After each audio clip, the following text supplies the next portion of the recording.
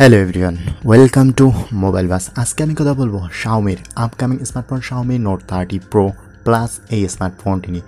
এই স্মার্টফোনটি 32 থেকে 35,000 টাকার আশেপাশে বাংলাদেশ মার্কেটে লঞ্চ হতে পারে। আর সেই ক্ষেত্রে এই স্মার্টফোনটি কেমন হতে পারে পুরো ভিডিওতে সেটি নিয়ে আলোচনা করবে। তাহলে ভিডিওটি শুরু করা যাক। প্রথমে যদি এই স্মার্টফোনটির ডিজাইন এবং বিল্ড কোয়ালিটি নিয়ে কথা বলি, তাহলে ফোনটির ব্যাক শেলটি দেখতে বেশ চমৎকার এবং হ্যান্ড গ্রিপস একটি স্মার্টফোন। ফ্রন্টে একটি ডট নচ ডিসপ্লে সহ কার্ভড ডিসপ্লে ইউজ করা হয়েছে, যেটি দেখতে বেশ অসাধারণ। এই স্মার্টফোনটির ওয়েট থাকছে 204 গ্রাম এবং থিকনেস 8.9 মিলিমিটার। ফোনটি ওয়েট হলেও বেশ স্লিম এবং সুন্দর একটি স্মার্টফোন। ফোনটি পাওয়া যাবে 4টি কালারে, ব্ল্যাক, হোয়াইট, ভায়োলেট এবং ক্যামো গ্রিন কালারে। ফোনটি থাকছে IP68 ডাস্ট ওয়াটার রেজিস্ট্যান্ট, থাকছে কর্নিং গরিলা গ্লাস বিগ টাচের প্রোটেকশন এবং ফ্রেমে ইউজ করা আছে অ্যালুমিনিয়ামের সেটআপ।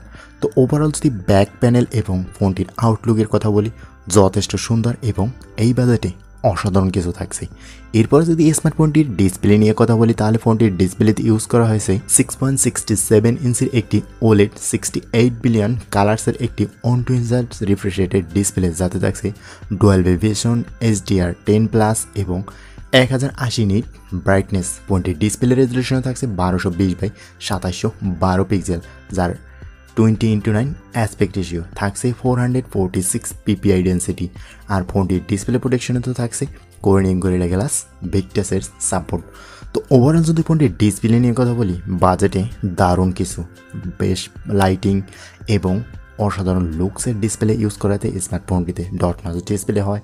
ডিসপ্লেটি দেখতেও বেশ চমৎকার। ডিসপ্লে কালার অ্যাকুরেসি, ব্রাইটনেস বেশ সুন্দর। আউটডোর ইউজিংয়ের ক্ষেত্রে কোনো রকমের ব্রাইটনেসের ঘাটতি থাকবে না। এই স্মার্টফোনটিতে থাকছে 5G কানেক্টিভিটির সুবিধা।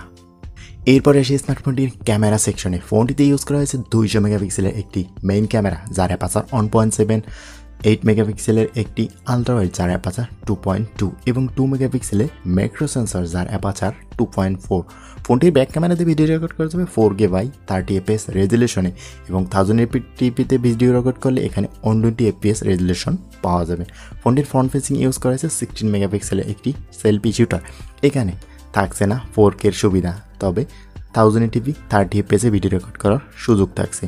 তবে এখানে OIS এর কোনো সাপোর্টেড উল্লেখ করেনি কোম্পানি। তবে ক্যামেরার দিক থেকে যথেষ্ট ভালো ছবি তোলা যাবে এবং ভালো ভিডিও করা যাবে। শক্ত হাতে ভিডিও করলে অসাধারণ এবং বেস্ট কোয়ালিটিফুল ভিডিও পাওয়া যাবে। ক্যামেরার দিক থেকে যথেষ্ট সুন্দর এই স্মার্টফোনটি।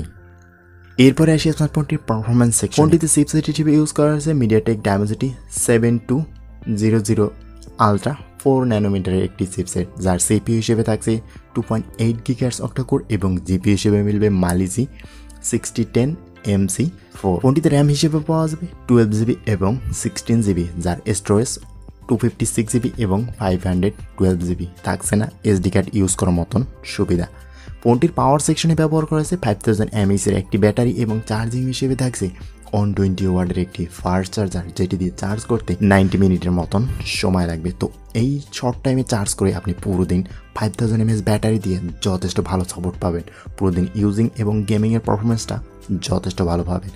সারাদিন ইউজ করার মতন সাপোর্ট দেবে 5000 mAh এর একটি ব্যাটারি। এছাড়া ফোনটি কানেক্টিভিটি সিস্টেমে থাকছে 3.5 millimetre headphone Jack, stereo speaker, under display fingerprint sensor, Bluetooth 5.3, USB Type-C port এবং ডুয়াল ব্যান্ড ওয়াইফাইয়ের সাথে NFC-র সাপোর্ট। তো 32 থেকে 35,000 টাকা বাজেটে এই স্মার্টফোনটি আমার মনে হয় না আপনাদের কাছে খারাপ হবে। বেশ অসাধারণ একটাও স্মার্টফোন। আজকের ভিডিওটি এই পর্যন্তই, কথা হবে নেক্সট কোনো ভিডিওতে। ততক্ষণ পর্যন্ত ভালো থাকবেন, সুস্থ থাকবেন। আল্লাহ হাফেজ।